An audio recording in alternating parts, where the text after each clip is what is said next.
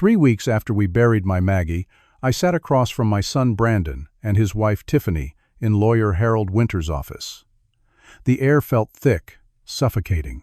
Tiffany leaned back in her leather chair, that smug look plastered across her face.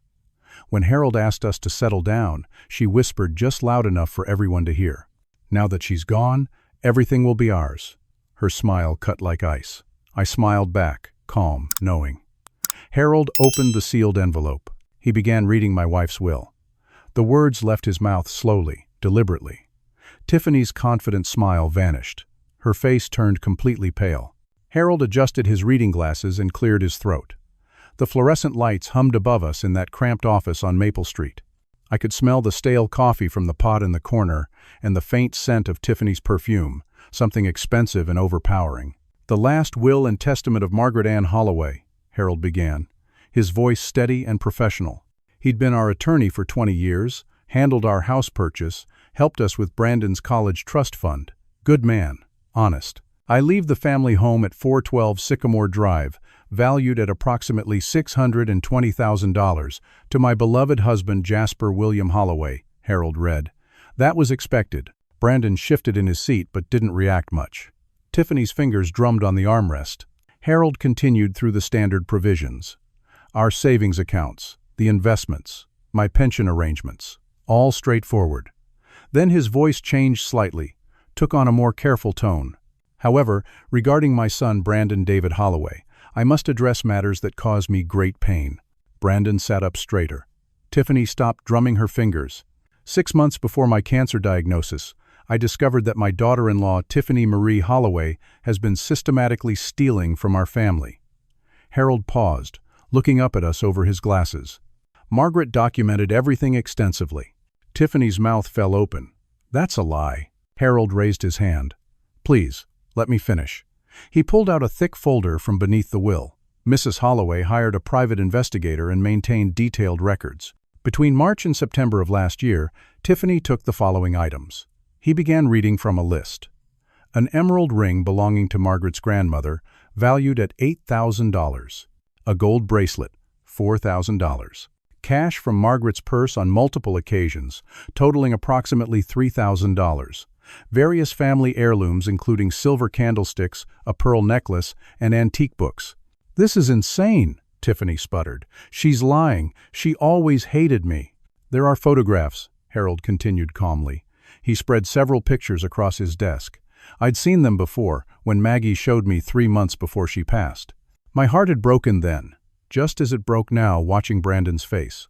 Pictures of Tiffany slipping items into her purse, receipts from pawn shops, bank deposits that didn't match any legitimate income source. Brandon stared at the photos like they were written in a foreign language. "Mom, had you followed?" "Your mother loved you," I said quietly. "She wanted to protect you." Harold continued reading. "Therefore, I leave my son Brandon David Holloway the sum of $200,000 from my estate to be held in trust. However, this inheritance is conditional. Brandon must file for divorce from Tiffany Marie Holloway within 90 days of my death. If he fails to do so, or if he remains married to Tiffany after that period, the entire sum will be donated to the American Cancer Society." The room went silent. I could hear the wall clock ticking. Someone walked past in the hallway outside, their footsteps echoing. Brandon's face had gone white. "She can't do that. She can't force me to divorce my wife." "She can, and she did," Harold said. "The will is legally sound. I drafted it myself under Margaret's explicit instructions." Tiffany exploded. She shot out of her chair so fast it rolled backward and hit the wall. "This is manipulation. This is control from beyond the grave. That woman was a monster." "Watch your mouth," I said, my voice harder than I'd intended. "You will not speak about my wife that way. Your wife was a vindictive, cruel, hateful woman who never gave me a chance," Tiffany shouted. Her face had turned red, veins visible in her neck. From day one she looked down on me. Nothing I did was ever good enough. And now this? Trying to destroy my marriage? "You destroyed it yourself when you started stealing from us," I replied. Brandon stood up, his hands shaking.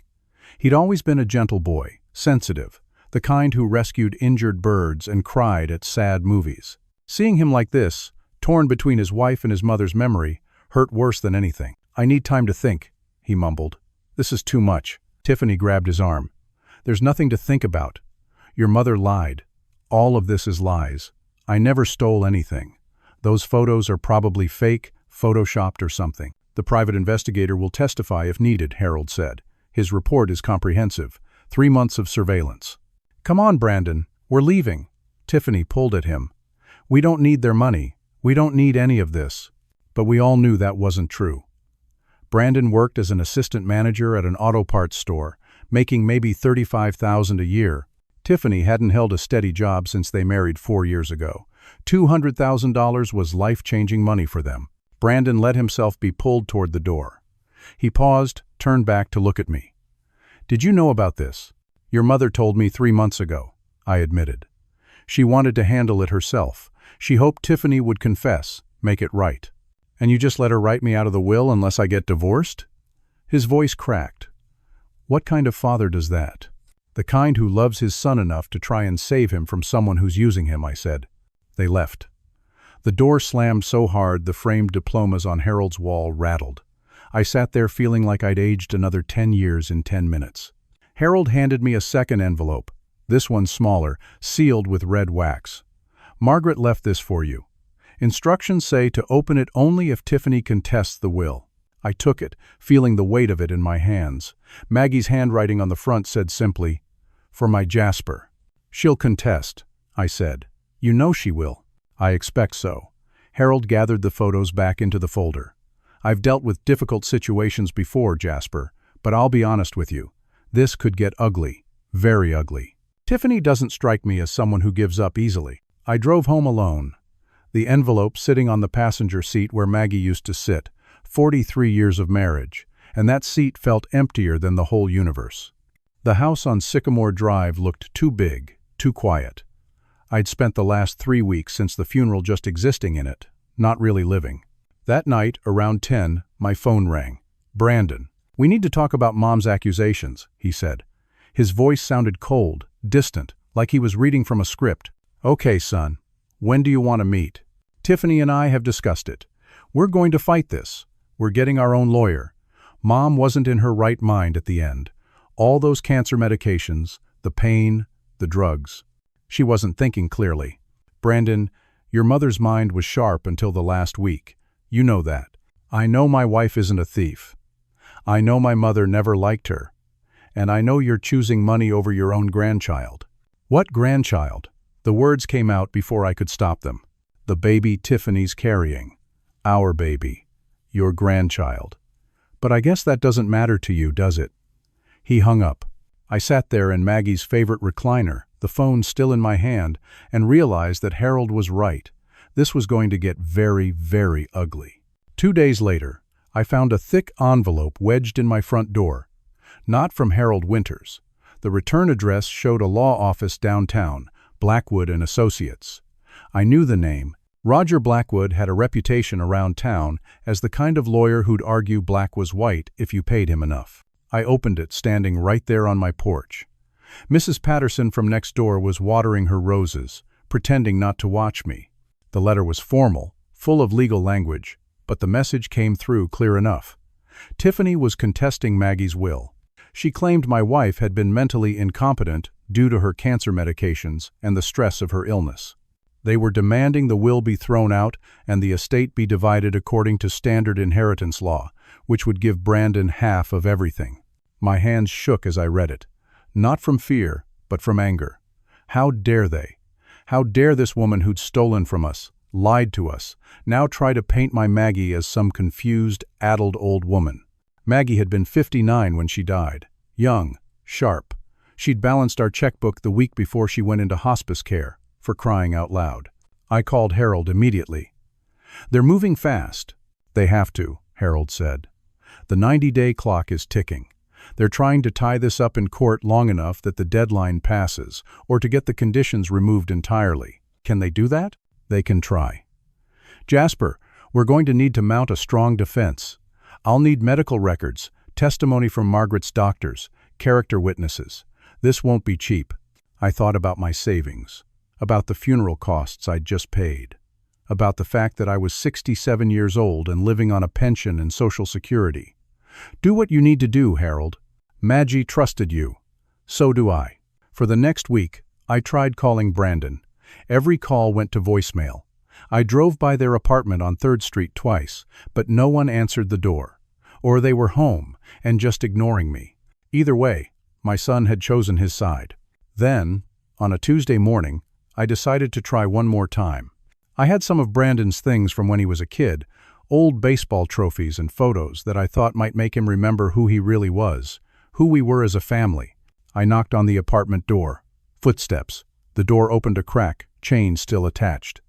Tiffany's face appeared, and she looked terrible. Red, puffy eyes. Hair uncombed. She had one hand pressed against her stomach. "What do you want?" she said, her voice hoarse. "I came to see Brandon. To talk to him. He doesn't want to see you." She started to close the door. "Tiffany, wait, please. He's my son." She paused. Then she opened the door wider, leaving the chain on. "You really don't get it, do you?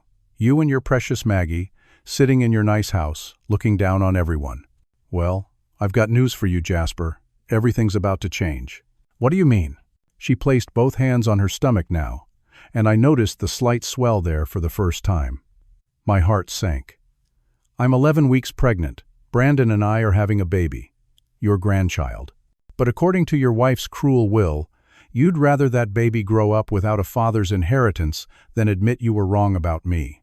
Tiffany, if you're really pregnant, that's wonderful. But it doesn't change what you did." "I didn't do anything," she hissed.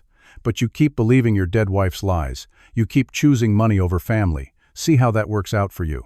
Brandon appeared behind her then. He looked thinner than I remembered, tired, dark circles under his eyes.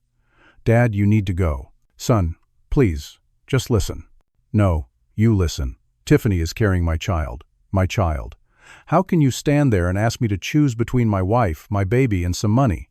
What kind of person does that?" I held up the box of his childhood things. "I brought these for you. I thought maybe we could talk, remember better times." "Better times?" Brandon's laugh was bitter. "You mean when Mom was alive to control everyone? When she could manipulate people and play her games? Your mother never manipulated anyone. She loved you. She loved controlling me. There's a difference. Now I finally have a family of my own, a real family, and you want to destroy it over her paranoid accusations." He took the box from my hands. "Don't come back here. If you want to talk to me, go through our lawyer." The door shut. I heard the lock click. I stood there in that dingy hallway that smelled like old cooking and mildew, feeling more alone than I had since Maggie died. I drove home in a daze. When I got there, I saw my phone had 6 missed calls. 3 from Harold, 3 from numbers I didn't recognize. I called Harold back. "Jasper, we have a problem. Tiffany has gone on social media. She's posted a long message about being persecuted by her greedy father-in-law who won't share his dead wife's fortune. It's getting shared all over town." My stomach dropped. "What?" "She's playing the victim. Pregnant woman being attacked by wealthy family. She's even got photos, crying, talking about how Maggie never accepted her. The post has 200 shares already." I opened my laptop with shaking hands and found her profile. There it was. A photo of Tiffany looking sad and vulnerable, one hand on her stomach. The post was long, detailed, painting me as a monster who was trying to keep her child's inheritance away. Painting Maggie as a bitter, cruel woman who'd hated her from the start. The comments were brutal. People I'd known for years, people from our church, our neighborhood, were weighing in, half defending me, half calling me greedy and heartless. The town was taking sides. My phone started ringing. My sister Linda. "Jasper, what on earth is going on? I just saw Tiffany's post." I explained as best I could, but even to my own ears it sounded harsh. Forcing my son to divorce his pregnant wife for money. "But she stole from you," Linda said. "Maggie had proof." "Try explaining that to the internet," I muttered. Over the next few days, it got worse. I went to the grocery store and people stared. Some approached to offer support, but others turned away. Mrs. Patterson, who'd been Maggie's best friend for 30 years, stopped waving hello when I pulled into my driveway. At church on Sunday, I sat alone in our usual pew. "The one we'd shared for decades," people whispered. After the service, Pastor Williams pulled me aside. "Jasper, I don't know what to believe, but this situation is causing division in our congregation. Perhaps it would be better if you attended services elsewhere for a while." I left that church feeling like I'd been punched in the gut. Even my faith community was turning against me. That night, alone in my too-big house, I opened a photo album. Pictures of Brandon as a baby, his first birthday, first day of school, his graduation, his wedding day, standing next to Tiffany in her white dress, both of them smiling. Had I missed something? Had there been signs even then that she wasn't what she seemed? I remembered Maggie pulling me aside at the reception. "Something about her bothers me," she'd said. "I can't put my finger on it." I'd told her she was being overprotective, that Brandon was a grown man making his own choices. I should have listened. Maggie's instincts had always been better than mine. My phone buzzed. A text from Brandon. "You brought this on yourself. Just give us what we deserve and this all ends." That's when I knew. Those weren't Brandon's words. That was Tiffany, using his phone. My son was slipping away from me, and I didn't know how to reach him anymore. 3 weeks crawled by. Harold assured me the will was solid, ironclad. But Roger Blackwood was doing everything he could to delay and complicate the proceedings. Every filing cost money. Every court date cost money. I'd already spent nearly $5,000 in legal fees, and we hadn't even gotten to a real hearing yet. Then things took a darker turn. I answered my door one morning to find a woman in her 40s holding a clipboard. She introduced herself as Dorothy Stevens from Adult Protective Services. My confusion must have shown on my face. "Mr. Holloway, I'm here to follow up on a complaint we received regarding potential elder abuse." "Elder abuse? Who's being abused?" "According to our report, there are allegations that you were abusive toward your late wife Margaret during her final months. May I come in?" I felt the blood drain from my face. I let her in, my mind reeling. We sat in the living room. Dorothy was professional, not unkind, but I could see the suspicion in her eyes. She took notes while asking questions.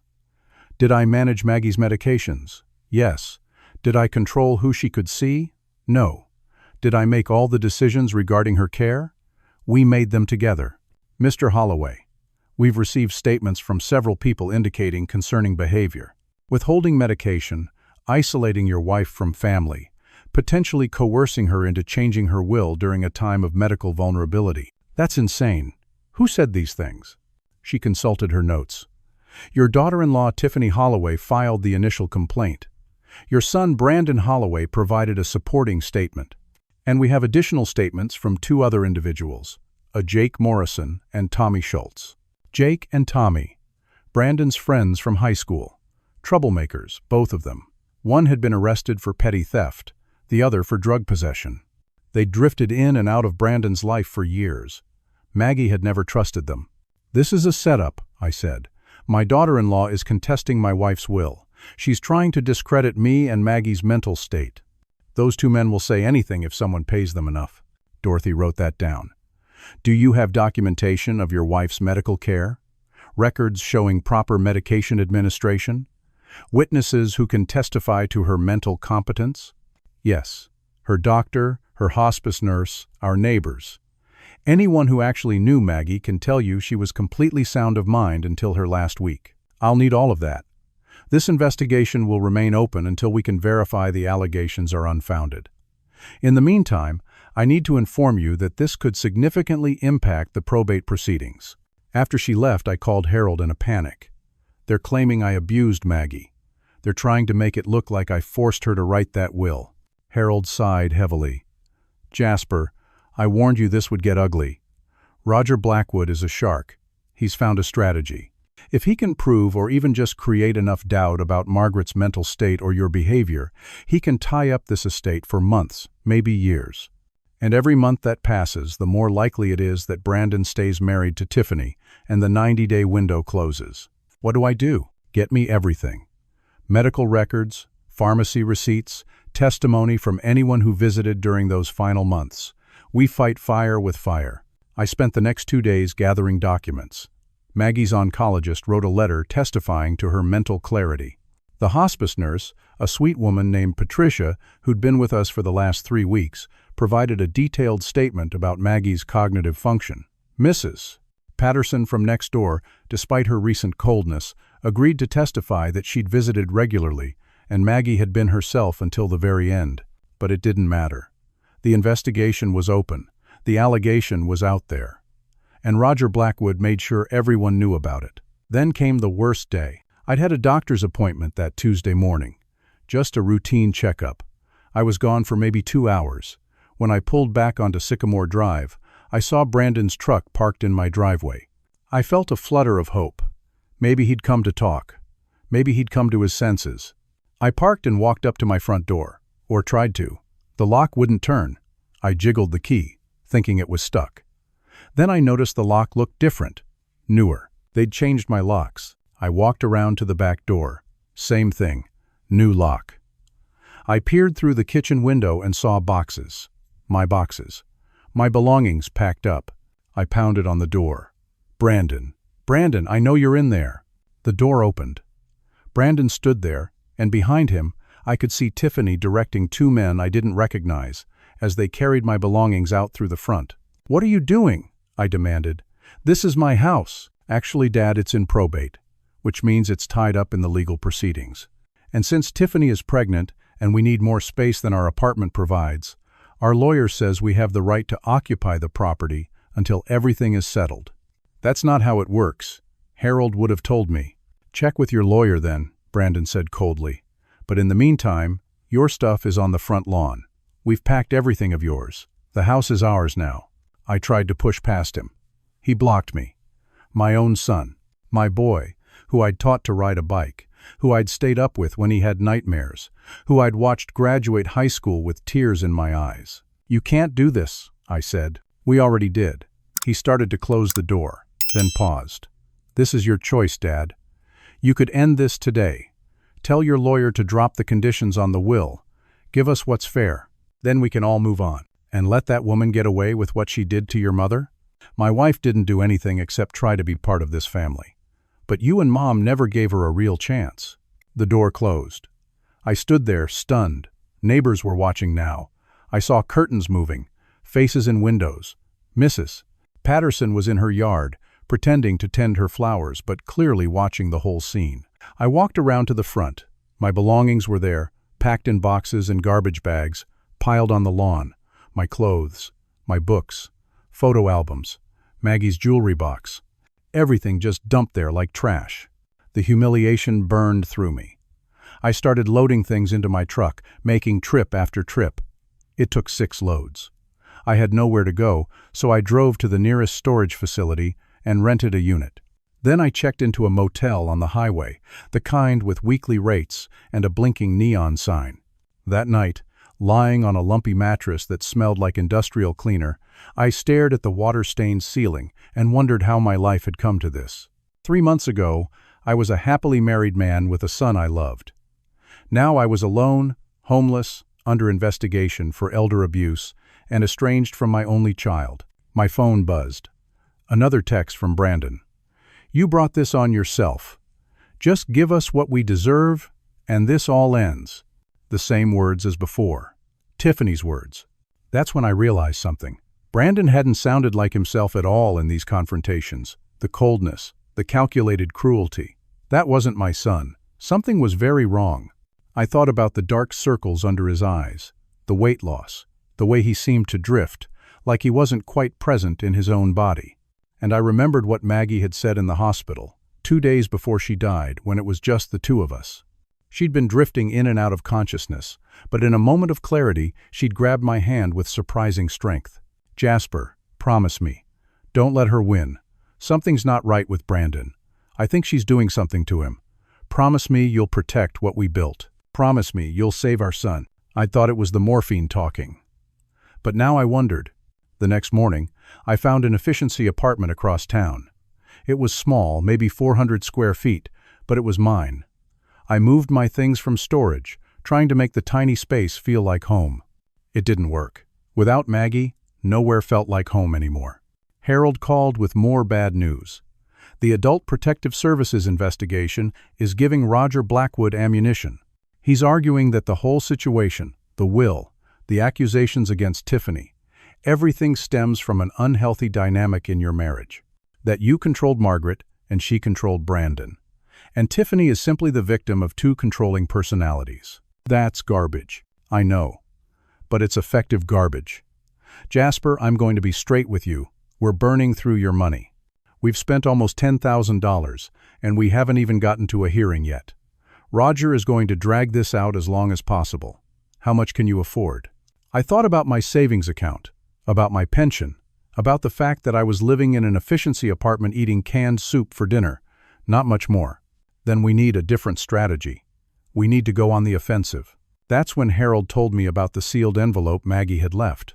Maybe it's time to open it. I retrieved it from my box of important documents. Maggie's handwriting on the front. I broke the red wax seal with trembling fingers. Inside was a letter and another, smaller envelope. My dearest Jasper. The letter began in Maggie's careful cursive. Just seeing her handwriting made my eyes burn with tears. If you're reading this, then Tiffany has contested the will, and things have gotten bad. I'm sorry, my love. I hoped it wouldn't come to this, but I knew it might, so I prepared. I read on, my heart pounding. Maggie's letter revealed everything she'd been hiding from me in those final months. Not just to protect me, but because she'd wanted to be sure, to gather every piece of evidence before she said anything. I hired a private investigator named Samuel Brennan 6 months before my diagnosis, she wrote. I paid him from my personal account, the one you never looked at. I needed to know if my suspicions about Tiffany were real or just a mother-in-law's paranoia. What he found shocked me to my core. The letter detailed how Samuel had traced Tiffany's past. She'd been married before, not once, but twice. The first husband, a man named Gerald Pritchard, had died 15 years ago in Denver. Heart attack, the death certificate said. He was 62. He'd left everything to Tiffany, his wife of only 18 months, approximately $400,000 in assets. The second husband, someone named Anthony Foster, was still alive. Samuel had tracked him down in Phoenix. That man had told a story of manipulation and financial abuse. He'd met Tiffany at a grief support group where she'd claimed to be a widow. They'd married quickly. Within 2 years, his accounts were drained, his credit ruined. He'd finally figured out what was happening and divorced her. But by then, he'd lost nearly everything. Tiffany has a pattern, Maggie wrote. She targets men with assets or families with money. She's patient, methodical. Samuel believes she may have had accomplices in the past. The timeline suggests she moves on when the money runs out or when people start asking questions. My hands shook as I read. This was worse than I'd imagined. But Maggie's letter wasn't finished. The next paragraph made my blood run cold. Jasper, I found something in Brandon's apartment when I visited last spring, when Tiffany was at work and Brandon asked me to water their plants. Hidden in the bathroom cabinet behind cleaning supplies were small bottles, pills. Not prescription bottles, but unmarked vials. I took photographs, which Samuel had analyzed. They're psychiatric medications, strong ones, sedatives, anti-anxiety medications, things that would make someone suggestible, compliant, foggy. I stopped reading, my heart hammering. No. I believe Tiffany has been drugging our son, making him easier to control. I confronted her about the stealing, hoping she'd confess, hoping I was wrong about the rest. She denied everything and became hostile. That's when I knew we were dealing with something dangerous. I hope I'm wrong, Jasper. God, I hope I'm wrong. But if you're reading this, I'm gone, and you need to know the truth. Save Brandon, please. He's our boy. Don't let her destroy him. The letter ended with Maggie's love, her apologies for leaving me, her hope that I'd be strong enough to fight this battle without her. The smaller envelope contained contact information for Samuel Brennan, copies of his reports, and documentation of everything Maggie had discovered. Bank records showing unexplained deposits in Tiffany's account before she married Brandon. The photographs of the pill bottles. Statements from the second husband. I took everything to Harold the next morning. We spent 3 hours going through it. Then Harold made some calls. Samuel Brennan was semi-retired but agreed to meet with us. His daughter, Sarah Brennan, had taken over most of his investigative work and was willing to dig deeper. "This changes everything," Harold said. "But Jasper, if we're going to accuse Tiffany of drugging Brandon, we need to be absolutely certain. False accusations could destroy our case completely. How to prove it? We'd need medical evidence, blood work showing these drugs in his system. But we can't force him to take a test." "Then what do we do?" Sarah Brennan, who joined us by phone, had an idea. "We keep investigating. We find more evidence of the pattern. We locate the first husband's family, see if they had suspicions. We talk to people who knew Tiffany before Brandon. We build a profile that makes the current situation undeniable." So that's what we did. While Roger Blackwood filed motion after motion to delay the probate, while the Adult Protective Services investigation dragged on, while I lived in my tiny apartment counting every dollar, Sarah Brennan dug into Tiffany's past. But before she could find anything concrete, everything got worse. It was a Thursday morning, about 6 weeks after I'd been forced out of my house. I was at the Efficiency apartment, trying to figure out how to make $20 last until my next pension check, when my phone rang. Unknown number. "Mr. Holloway? This is Thomas Pritchard. I'm Gerald Pritchard's brother. Sarah Brennan gave me your number." My heart leaped. "Yes, thank you for calling. She told me about your situation. I want to help if I can. We never believed Jerry's death was natural. He was healthy, active. Then he married that woman, and within a year, he was dead. Heart attack, they said. But Jerry didn't have heart problems. He just had a physical, clean bill of health. Did you investigate?" "We tried. But there was no evidence of foul play. The autopsy showed a heart attack. We had to let it go, but we always wondered. And now, hearing she's doing this again, targeting another family." His voice was thick with emotion. "I'll testify if you need me to. I'll do whatever I can to stop her." It was something. A crack in Tiffany's armor. But it wasn't enough. Then came the call I'd been dreading. My brother Thomas, Maggie's sister, Linda's husband. "Jasper, what the hell is going on?" he said without preamble. "Tiffany came to see us." "What?" "Yesterday. Showed up at our house crying, saying you've become dangerous, that you're making threats, that she's worried about Brandon's safety. Linda thinks maybe you've had a breakdown since Maggie died." "That's a lie. All of it. I haven't been near them." That's what I told Linda. "But Jasper, you have to understand how this looks. The elder abuse investigation, forcing Brandon out of his inheritance, and now Tiffany's coming to us scared. Linda's confused. She doesn't know what to believe. She should believe me. I'm her brother. She wants to. But she's also worried about you. Are you taking care of yourself? Because honestly, you don't sound good." I realized he was right. I sounded desperate, paranoid even. But how else was I supposed to sound when my entire life was falling apart? "Thomas, please. You have to believe me. Tiffany is dangerous. She's done this before. We have evidence." "Then take it to the police." "We're trying. But it's complicated. Please, just tell Linda I'm okay. Tell her I'm not crazy." "I'll try. But Jasper, maybe you should consider that you're making this worse. Maybe you should just let it go." He hung up. I sat there realizing that Tiffany was systematically isolating me from everyone. Family, friends, community. She was making me look like an unstable, dangerous old man. My sister Linda didn't call. That silence hurt worse than anything. The days blurred together. Sarah Brennan kept investigating, but finding concrete proof was slow work. Meanwhile, my money dwindled. I started skipping meals to save cash. The walls of my tiny apartment felt like they were closing in. Then, 8 weeks after Maggie's death, I received a new legal filing. Not from Roger Blackwood this time, from a firm that specialized in guardianship cases. Tiffany and Brandon were petitioning to have me declared mentally incompetent. I read the petition in disbelief.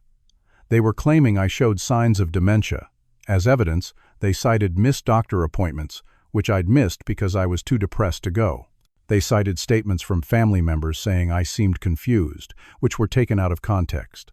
They even had a note from my own doctor saying I'd seemed disoriented at my last visit. I'd been upset that day, distracted by everything happening. But disoriented? I was grieving, not losing my mind. If they succeeded, if the court appointed them as my guardians, they'd control everything. My assets, Maggie's estate, all of it. I'd be helpless. I called Harold in a panic. They're trying to steal my autonomy." "I know. I got the same filing." "Jasper, this is serious. We need to respond aggressively. But I need you to be honest with me. How are you doing? Really?" "I'm fine. I'm stressed and grieving and angry, but I'm not incompetent." "Then we need to prove it. I'm going to ask you to undergo an independent psychological evaluation. We'll get our own doctor to assess you. Can you do that?" "Yes. Whatever it takes." That night, sitting alone in my apartment surrounded by boxes I still hadn't fully unpacked, I hit my absolute lowest point. I looked at the pill bottle the doctor had given me after Maggie died. Sleep aids. I'd been taking them every night just to get a few hours of rest. For a moment, just a moment, I thought about taking all of them, just ending this nightmare. Maggie was gone. Brandon was lost to me. I had nothing left. But then I remembered Maggie's voice in the hospital. "Don't let her win. Save our son." I put the pill bottle back in the cabinet. I took out the sealed envelope instead. Looked at Maggie's handwriting. Read her letter again. "I hope I'm wrong," she'd written. But she wasn't wrong. Everything she'd suspected was happening. Brandon was being controlled, manipulated, probably drugged. And I was the only one who could save him. But I couldn't save him if I gave up. I spent that night going through every piece of evidence Maggie had left. The photos of the pill bottles, the private investigators' reports, the timeline of Tiffany's marriages, and the suspicious circumstances around each. And I made a decision. I wasn't going to just defend myself anymore. I was going to attack. I was going to prove what Tiffany was and save my son no matter what it cost me. The next morning, I called Harold and Sarah Brennan. "I want to go on the offensive. What do we need to do?" Sarah Brennan's investigation finally started producing results. She tracked down Anthony Foster, Tiffany's second husband, in Phoenix. He agreed to speak with us, and Sarah flew out to interview him in person. What she learned was chilling. Anthony described a pattern of behavior identical to what we were seeing with Brandon. Tiffany had isolated him from friends and family.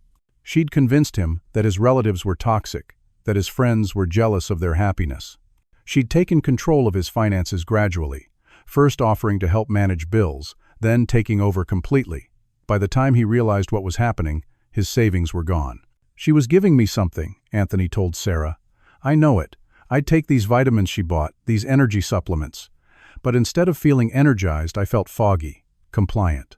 It wasn't until I ended up in the emergency room with what the doctors called a medication interaction that they ran tests. Found all sorts of things in my system I hadn't been prescribed." Sarah got copies of his medical records. The drugs matched what Maggie had photographed in Brandon's apartment.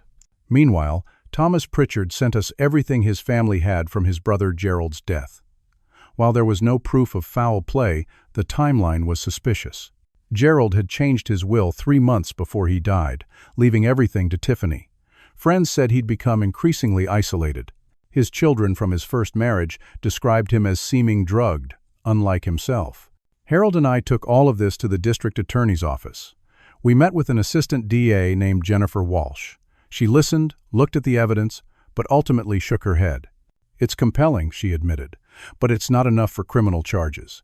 We'd need concrete evidence that she's currently drugging Brandon. We'd need medical proof, testimony from Brandon himself, or catching her in the act. What you have is a pattern of suspicious behavior, but each individual case is explainable in other ways." "So we can do nothing?" I asked, frustrated. "I didn't say that.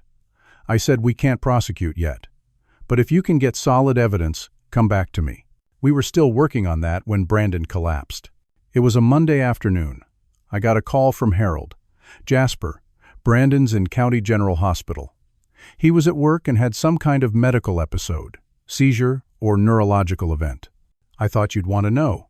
I was in my truck and driving before Harold finished talking. My hands shook on the steering wheel. My son, my boy. When I got to the emergency room, Tiffany was already there, standing outside a treatment room with her arms crossed. She saw me and her face twisted with anger. "What are you doing here?" "My son is in there. I have every right to be here." "You have no rights. Get out." A nurse intervened. "Ma'am, please keep your voice down. This man is stalking us. He's harassing us. I have a restraining order being filed." Tiffany pulled out her phone. "I'm calling security." But before she could, a doctor emerged from the treatment room. He looked between us. "Are you family?" I'm his father, I said. I'm his wife, Tiffany said simultaneously. The doctor nodded. Brandon is stable. We're running tests, but I need to inform you that we found some concerning substances in his blood work. Multiple psychiatric medications that don't match anything in his medical records. Does he have any prescriptions we should know about? Tiffany's face went pale. He takes vitamins, supplements, nothing prescription. These aren't vitamins, the doctor said firmly. These are powerful medications, sedatives, anti-anxiety drugs. Has he been taking anything else? No, Tiffany said, but her voice wavered. I don't know where that came from. Can I see him? I asked. The doctor hesitated, then nodded. He's asking for his mother. He seems confused. Brief visits only. I went in before Tiffany could stop me. Brandon was in a hospital bed, looking small and vulnerable under the harsh fluorescent lights. His eyes were unfocused. An IV dripped into his arm. "Mom?" he said when he saw me. Then his eyes cleared slightly. "Dad? I'm here, son. I don't understand what's happening to me." His voice was slurred, confused. "I've been feeling so strange, so foggy, and I keep forgetting things, losing time." I grabbed his hand. "Brandon, listen to me. The doctors found drugs in your system, medications you weren't prescribed. Do you remember taking anything?" He tried to focus. "Tiffany gives me vitamins.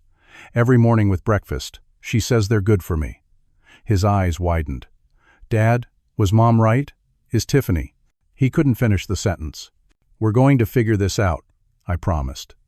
"But right now, you need to rest and let the doctors help you." I had maybe 5 more minutes with him before Tiffany burst in with security. She had papers in her hand. "I have medical power of attorney," she announced triumphantly. "This document gives me complete control over Brandon's medical decisions. And I'm having him transferred to a private facility where he can get proper care." "What kind of facility?" I demanded. "That's none of your concern." She turned to the doctor. "I want him moved immediately." The doctor looked uncomfortable. "Ma'am, your husband is stable here. There's no medical reason to transfer him right now. I'm his wife. I have the authority. Move him." I looked at the document she was waving around. It was dated 6 months ago. Brandon's signature was at the bottom, but it looked shaky, uncertain. He'd been drugged even then, I realized. She'd been controlling him far longer than we knew. "Brandon," I said urgently, "do you want to be transferred? Do you remember signing this?" He looked at Tiffany, then at me, confusion clear in his eyes. I don't know."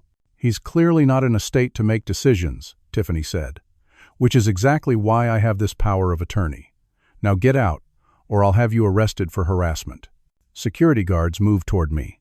The doctor stepped between us. "Everyone, please. This is a hospital.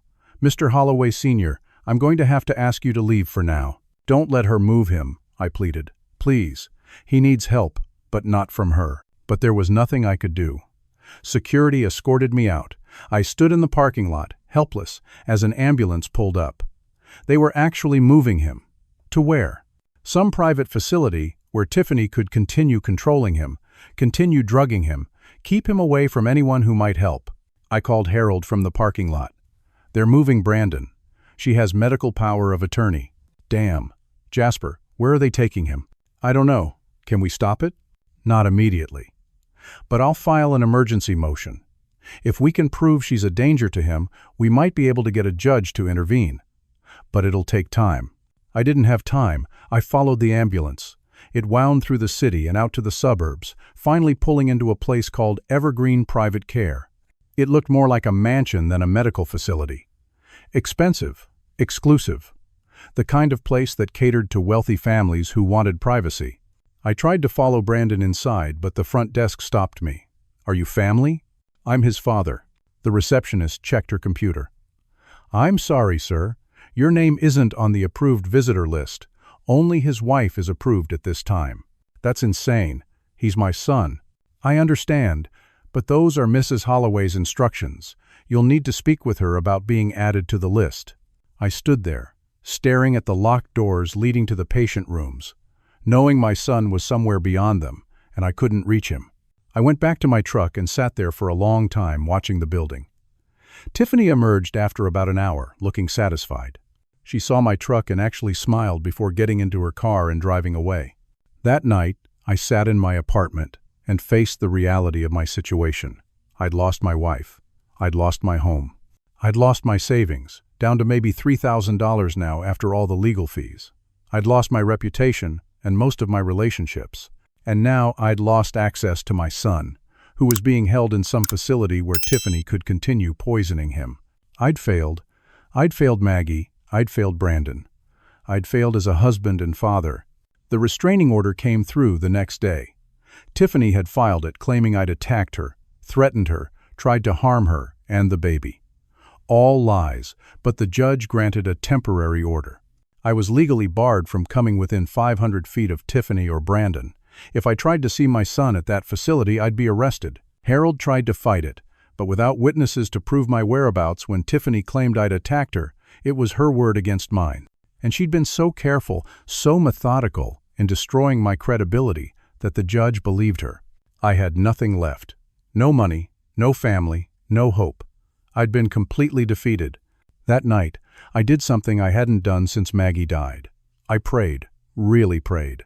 Not the rote words from church services, but desperate, honest prayer. I asked God to help me find a way, to show me what to do, to give me the strength to keep fighting when everything seemed lost. And maybe God heard me, because the next morning, my phone rang with an unexpected call. "Mr. Holloway?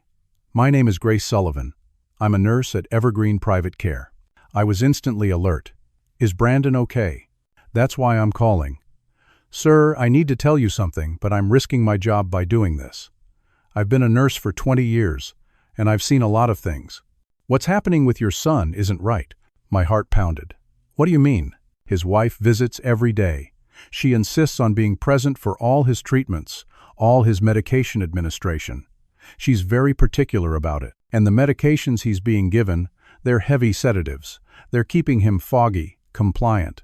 The official diagnosis is that he had a psychotic break and needs stabilization, but Mr. Holloway, I don't believe that." "Why?" "Because I've seen this before. Years ago, I worked a case where a woman was keeping her husband medicated so she could control his finances. It looked just like this. The pattern is the same. And when I looked at your son's visitor log and compared it to his medication schedule, something became very clear. Every time Mrs. Holloway visits, your son becomes more sedated within an hour." "She's bringing him something," I said. "That's my suspicion, but I can't prove it. I'm not supposed to share patient information with anyone not on the approved list, but my conscience won't let me stay quiet. So I took photos." She paused. "I'm going to email you everything I have. The visitor logs, the medication schedule, photos of your son when he's lucid versus when he's sedated. Use it however you need to. But please don't tell anyone where you got it." "Thank you," I said, my voice breaking. "Thank you so much. Save your son, Mr. Holloway. Something tells me he's running out of time." The email arrived 10 minutes later. I forwarded it immediately to Harold and Sarah Brennan. This was it. This was the proof we needed. Harold filed an emergency motion that same day. We included Grace's photos, the medical records from the hospital showing the drugs in Brandon's system, Anthony Foster's testimony, Thomas Pritchard's statement about his brother's suspicious death, and all of Maggie's documentation. The hearing was set for 3 days later. In those 3 days, things moved fast. Jennifer Walsh, from the DA's office, reviewed the new evidence and agreed to send an investigator to Evergreen Private Care. The doctor who'd treated Brandon at County General agreed to testify about the suspicious substances in his blood work. But what really turned the tide was Anthony Foster. He flew in from Phoenix at his own expense and gave a statement to the media. He stood in front of cameras and told his story, described how Tiffany had manipulated him, drugged him, stolen from him. He showed his medical records. He named the pattern. Other news outlets picked it up. Suddenly, Tiffany's carefully crafted victim narrative started to crumble. The story became local woman accused of drugging husband in inheritance scheme. Mrs. Patterson called me. "Jasper, I'm so sorry. I should have believed you. I should have trusted that Maggie knew what she was doing." Other people reached out too. Neighbors, people from church. They'd all seen Tiffany's social media posts and believed her version. But now, with evidence mounting, they were having second thoughts. Linda called, crying. "Thomas told me what Tiffany said to him. "I should have known you'd never threaten anyone. I'm so sorry." "It's okay," I told her, though it wasn't, not really. But family was family. Sarah Brennan kept digging and found something else crucial. She tracked down Tiffany's pregnancy claim. There were no medical records, no prenatal appointments, no ultrasounds at any legitimate clinic. The only proof was a photo of a home pregnancy test that could have come from anywhere. Sarah called every OB/GYN office in a 50-mile radius. None had Tiffany as a patient. She interviewed Tiffany's former coworkers and found social media posts from months earlier where Tiffany had complained about fertility issues, about doctors telling her she likely couldn't conceive naturally due to some medical condition. The pregnancy was a lie, had always been a lie. Harold added this to our filing. The judge ordered an independent medical examination. Tiffany was required by court order to undergo a pregnancy test administered by a court-appointed physician. The day before the big hearing, I sat in Harold's office going over everything one more time. We had a strong case now. Medical evidence, witness testimony, a pattern of behavior, expert opinions. "But she'll have one more trick," I said. "She always does." "What's her final play?" Harold nodded grimly. "Roger Blackwood is good at theatrics. We need to be ready for anything." The hearing was at 9 in the morning. I wore my best suit, the one I'd worn to Maggie's funeral. I got there early and sat in the courtroom, watching it fill up. Harold and Sarah sat on one side, Roger Blackwood and his team on the other. Then Tiffany arrived. My stomach dropped. She had visible bruises on her arms and face. Her eye was swollen. She moved carefully, like someone in pain. Roger Blackwood immediately approached the judge. "Your Honor, my client was attacked last night.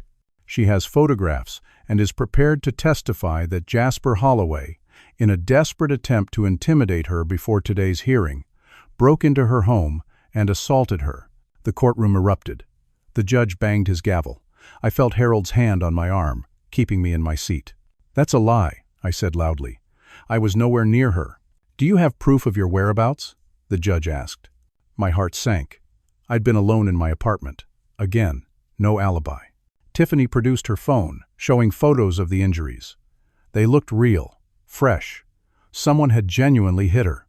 "This man has been harassing my client for months," Roger said, "trying to force her out of her rightful inheritance.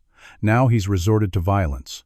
We request that he be held in contempt and that criminal charges be filed immediately." The judge looked at me sternly.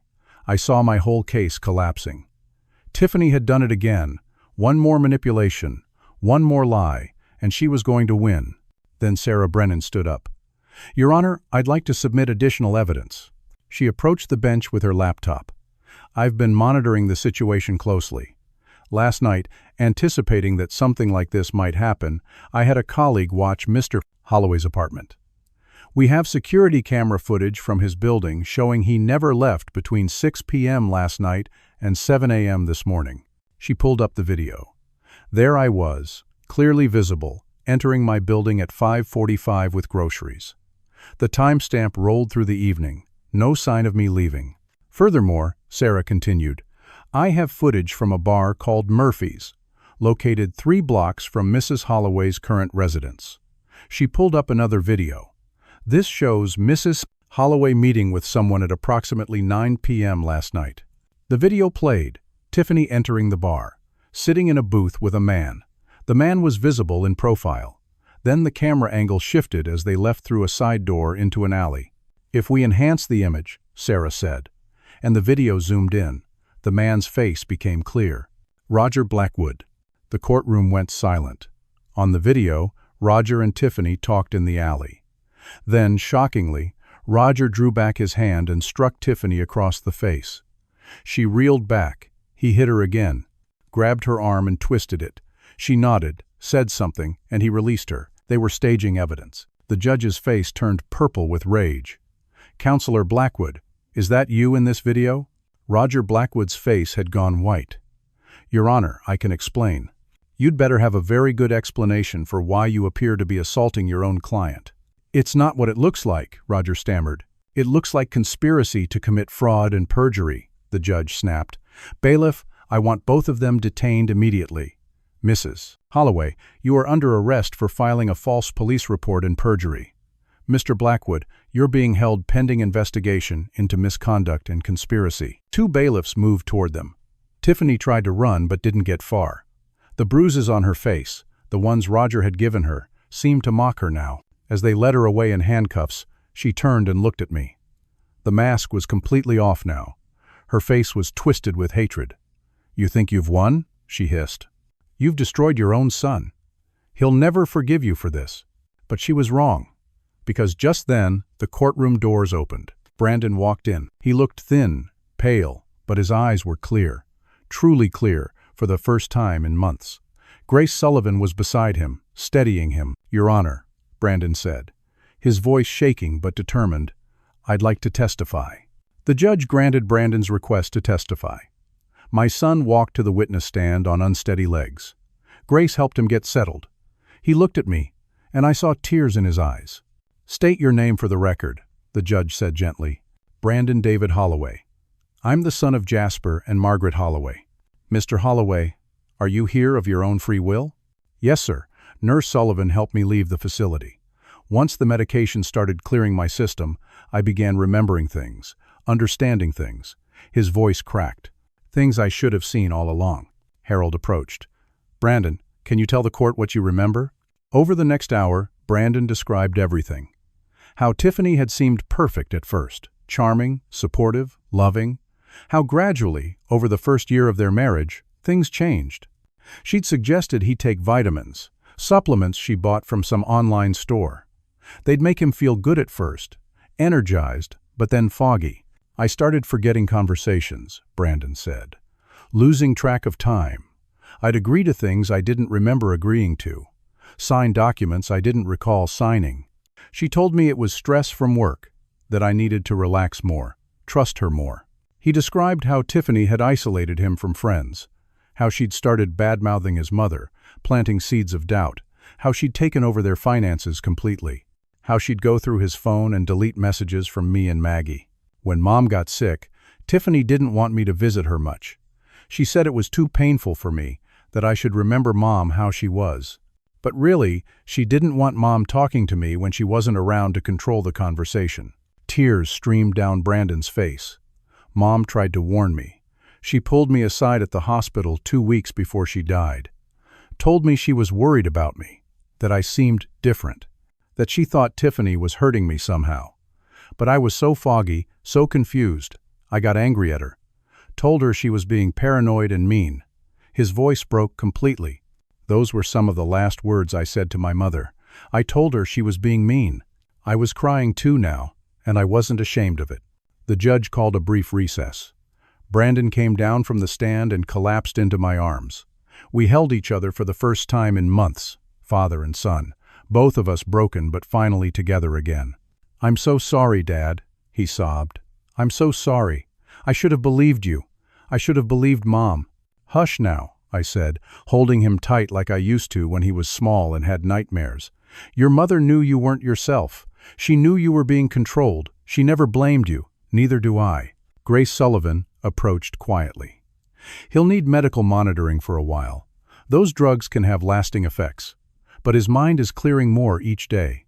"Thank you," I told her. "You saved his life." "Just doing what's right," she said simply. When court reconvened, the judge had made his decisions. He dismissed all of Tiffany's claims against the estate. He validated Maggie's will completely, including all conditions. He granted Brandon's inheritance with the understanding that the divorce would proceed immediately. More importantly, he ordered a criminal investigation. Tiffany was facing multiple charges now: fraud, elder abuse, assault with intent to administer drugs, false imprisonment, perjury, and conspiracy. Jennifer Walsh from the DA's office stood and announced they'd be pursuing all charges vigorously. Roger Blackwood was disbarred on the spot, his law license suspended pending a full investigation. He'd crossed a line that no attorney should ever cross. The medical examination confirmed what we all knew. Tiffany was not pregnant, had never been pregnant. It was just another lie in a long chain of lies. Over the following weeks, as the drugs fully cleared Brandon's system, he told me more. How Tiffany had researched our family before they even met. How she'd deliberately positioned herself at the coffee shop where Brandon went every morning. How she'd manufactured their chance meeting. It had all been calculated from the start. The divorce went through quickly, given the circumstances. Brandon moved back into the house on Sycamore Drive, but neither of us could stand being there at first. Too many memories, both good and bad. So we spent time together at my efficiency apartment, cramped but healing. We went through Maggie's belongings together. Found letters she'd written to Brandon, sealed and dated for future birthdays. Letters full of love and wisdom. Letters that showed she'd never stopped believing in him, never stopped loving him, even when he'd turned against her. She knew I wasn't really me, Brandon said, holding one of the letters. She understood. Your mother was the smartest, most loving woman I ever knew, I told him. She protected you the only way she could. The community that had turned against me slowly came back. People apologized, though the words felt hollow after everything. Mrs. Patterson brought over a casserole and cried on my doorstep. Maggie was my best friend. I should have trusted her judgment. I should have trusted you. Pastor Williams asked me to come back to church. I went, but it wasn't the same. Some wounds don't heal easily. Thomas and Linda visited regularly. They helped Brandon and me sort through the estate, figure out our finances, start rebuilding our lives. Linda hugged me for a long time the first time she came. I'm so sorry I doubted you. 6 months after that hearing, on a cold November morning, Brandon and I drove out to the cemetery. We stood at Maggie's grave, the grass now grown in fully over her plot. Someone, probably Mrs. Patterson, had left fresh flowers. I miss her so much, Brandon said, and I hate that I wasted her last months being angry at her. She knew you loved her, I said. She never doubted that. How do you know? Because she told me, right before the end, when it was just us. She said, Brandon will understand someday. He'll come back to us. And when he does, don't you dare hold this against him. Those were her words. Brandon broke down then, kneeling by her grave, touching the headstone. I'm so sorry, Mom. I'm so sorry I didn't see. I'm so sorry I hurt you. I knelt beside him, put my arm around his shoulders. We stayed there for a long time, two broken men trying to piece themselves back together. But we did piece ourselves back together, slowly, painfully, but we did it. We established a foundation in Maggie's name, the Margaret Holloway Foundation for Victim Advocacy. Its purpose was to help families recognize and escape from financial predators, from people like Tiffany, who used manipulation and control to destroy lives. We funded education programs, legal assistance, support groups. Brandon became the face of it. He spoke publicly about his experience, about how easy it is to be manipulated when you don't see it coming. He helped other victims recognize the signs, gave them hope that they could escape and heal. For me, the foundation became my purpose. Maggie wasn't here, but her legacy was. Every person we helped, every family we saved, that was Maggie's gift continuing on. Tiffany went to trial. The evidence was overwhelming.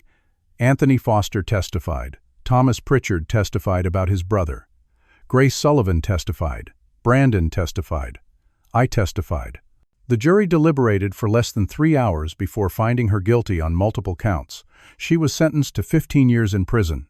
Roger Blackwood lost his law license permanently and faced his own legal consequences. Some justice, at least. A year after Maggie's death, Brandon and I finally felt ready to live in the house on Sycamore Drive again. We repainted it together, made some changes, but kept the heart of it the same. Maggie's garden, her favorite chair, the photos on the walls. One evening, as we sat on the back porch watching the sunset, Brandon said, Dad, I've been thinking about what Mom wrote in those letters, about love and trust and family. What about it? She said that the strongest families are the ones that survive being tested, that bonds tested by fire either break or become unbreakable. He looked at me. Ours became unbreakable. I nodded, my throat tight. Your mother was right about that too. I want to honor her memory better. I want to make sure other families don't go through what we did. What do you think about expanding the foundation? Making it bigger? I think your mother would love that. We sat there in comfortable silence, father and son, watching the sky turn pink and gold. Maggie wasn't with us, but her presence was. In the garden she'd planted, in the wind chimes she'd hung, in the love she'd left behind. I learned something through all of this. Evil does exist. It can wear a charming face and target the most vulnerable among us. It can manipulate and deceive with frightening skill. But love is vigilant. Love protects. And truth, no matter how long it takes, will eventually prevail. The greatest inheritance Maggie left us wasn't the house or the money. It was her wisdom, her values, and her refusal to give up on the people she loved. She documented everything not out of spite, but out of love. She'd fought for Brandon even as she was dying, because that's what mothers do. That's what love does. Sometimes the greatest act of love is refusing to give up on someone, even when they've given up on themselves. Even when they've turned against you. Even when it costs you everything. Maggie never gave up on Brandon. I never gave up on Brandon. And in the end, that made all the difference. Now, as I stand at her grave on the anniversary of her death, with Brandon beside me and flowers in my hands, I can finally say the words I couldn't say before. We did it, Maggie. We saved our boy. You were right about everything. And I'll spend the rest of my life making sure your legacy lives on. The wind picked up, rustling through the trees, and I could almost hear her voice. I know you will, my love. I know you will. Brandon and I walked back to the truck together, the afternoon sun warming our backs. We were heading home. Finally, truly, home. Family bonds, tested by fire, become unbreakable. We were living proof. Now I want to ask you something. Have you ever faced a situation where someone you loved was being manipulated or controlled, but nobody believed you? How did you handle it? What would you have done in my position? Share your thoughts in the comments below. And if this story touched your heart, please hit that like button, subscribe to hear more stories, and share this with someone who needs to hear it. Sometimes the stories that matter most are the ones that remind us never to give up on the people we love. Thank you for listening to my story. May you never have to face what I faced, but if you do, may you find the strength to fight for truth and family the way Maggie taught me to. Take care of yourselves and the people you love. Until next time.